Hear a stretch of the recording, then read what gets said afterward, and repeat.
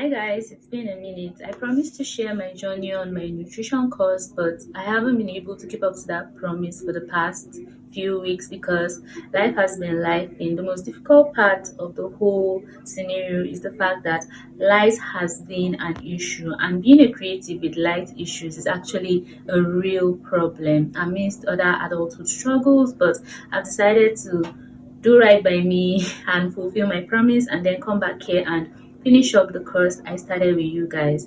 Last time I spoke about cholesterol. Today I'll be talking about proteins and vitamins, and I'll be reading directly from my notes so I don't miss out important points. Most of the previous videos I try to just see everything I remember from the course, and then if it's necessary I go back to my notes, and after everything I realize that I missed out important points that I should have really shared. So moving forward, I'll be doing that with my notes right in front of me. So today we'll be talking about proteins and vitamins. So proteins are made up of amino acids that can perform various functions in the body. Functions like build and maintain body tissues, build part of enzymes and hormones, repair damaged cells, help transport nutrients and oxygen through the body. And then the most amazing part I learned about proteins is that they can provide energy when the source of carbohydrates and fats are not sufficient. That's mostly that about protein. It's not actually a broad topic, and everybody needs proteins. Growing infants, adults, moms, like literally everybody needs protein, and the major source of protein is like meat, poultry, dairy, like they're all major sources of protein. So we're going to dive right into vitamins. Vitamins are essential nutrients the body needs in very small amounts. Like vitamins are not needed in large quantities in our body. Our body just needs a very little amount of vitamins to perform the functions that they are supposed to perform. Vitamin supplements can be taken when it is impossible to consume enough of the particular vitamin you need in your diet. Vitamin supplements can be required or recommended or prescribed. I don't think it's something that we should self-medicate on, which is what I learned in this course.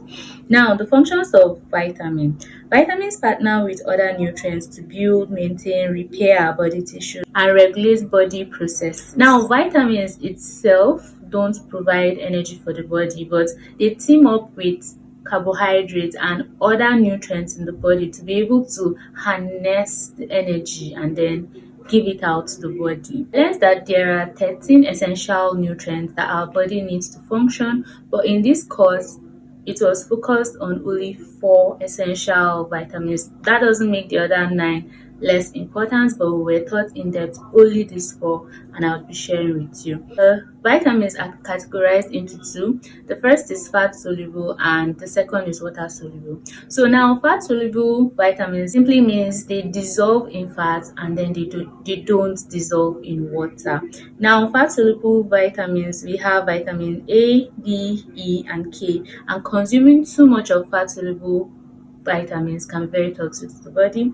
Water soluble vitamins dissolve in water and then not in fat, and the most important examples are vitamin C and vitamin B complex. So before I go into the 4 major nutrients we talked about in this course, here are highlighted reasons supplements should be taken. Just in case you're considering taking supplements, here are a few reasons why you should or you could take vitamin supplements. Rapid growth in infants and teens, like for the upcoming ones, it's essential that they take supplements.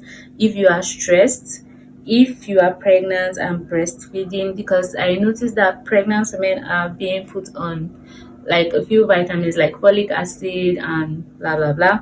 If you are a convalescent simply means you're recovering from a main ailment. So vitamin supplements can actually help speed the process of your recovery. And then those on weight loss diet, if you're on weight loss diet, there are some dishes that you'd be excluded from. That means there are some vitamins that you won't be able to get from your diet, so you could be placed on vitamin supplements. And where the sun is not dependable for vitamin D supplements can also be required. Supplements should never replace a healthy diet. If you could get your vitamins from a natural source or from your diet, please do that. So now we're going to move into our four vitamins. The first is vitamin A.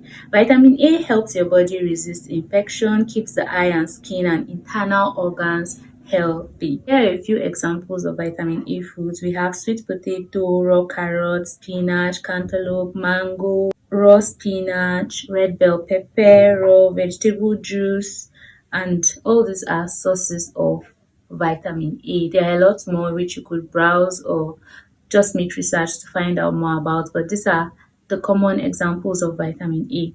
The second vitamin is vitamin C, also known as ascorbic acid. It helps the body to resist infection, it increases absorption, helps to heal wounds, gives structure to blood vessels, and help to mend broken bones. How to get the most of vitamin C in foods.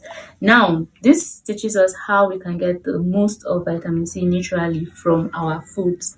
Number one, avoid soaking vegetables in water. In the course that I shared recently on my food safety and hygiene, I talked about washing our vegetables, and I said I learned that it is healthier to wash our vegetables under running water. If you must use bowls, then you should avoid soaking.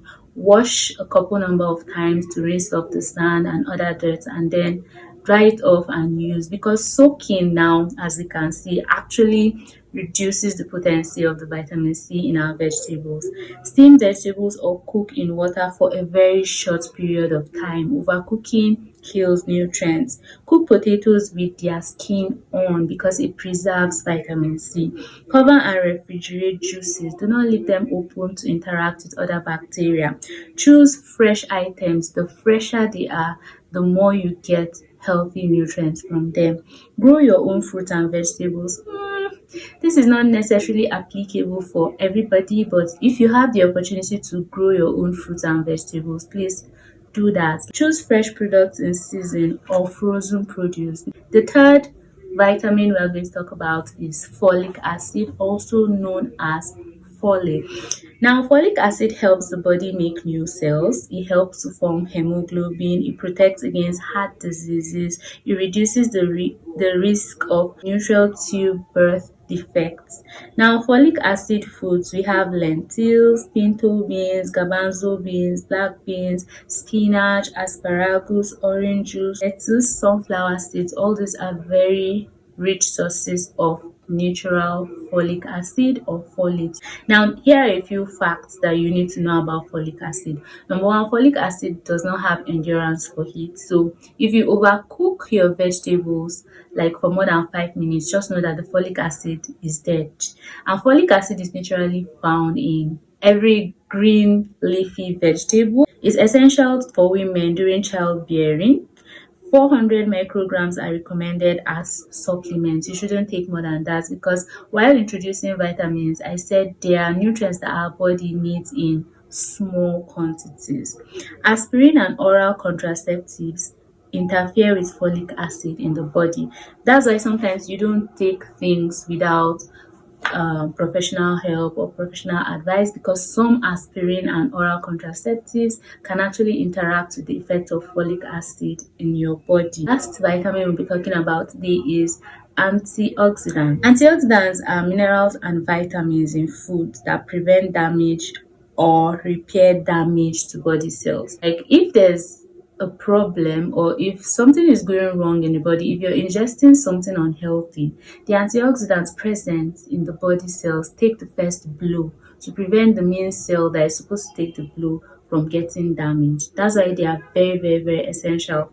I feel like this is another reason why you should pay attention to your gut health, because imagine you don't have any antioxidant taking hits for you. How many of your cells and organs are going to be taking direct blows and hits because of poor choices of meals and stuff like that? They improve immune functions, they lower risk of infection and cancer. That's about vitamins. Thank you very much for joining today. I hope you picked something. I hope you learned something. I hope something stood out for you in today's video. Thank you very much for watching, guys, and I'll see you guys next time. Mwah. Bye.